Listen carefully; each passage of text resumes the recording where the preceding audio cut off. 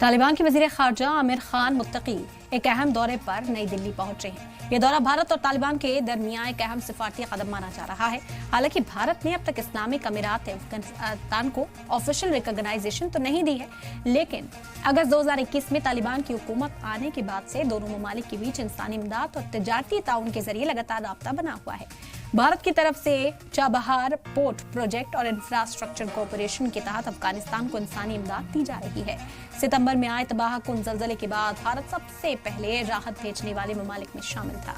तालिबान के वज़ीर ख़ारजा आमिर खान मुत्तकी अपने दौरे के दौरान वज़ीर ख़ारजा जयशंकर और दूसरे सीनियर लीडरान से मुलाकात करेंगे। अपने दौरे के दौरान मुत्तकी दारुल उलूम देवबंद मदरसा और ताजमहल का भी दौरा करेंगे। ताजमहल तो समझ आता है क्योंकि वो 7 अजूबों में से एक है, लेकिन आखिर वो देवबंद क्यों जा रहे हैं? रिपोर्ट के मुताबिक मुत्तकी 11 अक्टूबर को दारुल उलूम देवबंद मदरसा जाएंगे। तालिबान के कई लीडर इस मदरसे को बेहद अहमियत देते हैं। पाकिस्तान के खैबर पख्तूनख्वा सूबे में मौजूद दारुल उलूम हक्कानिया मदरसे का क़याम देवबंद मदरसे की तर्ज पर ही किया गया था।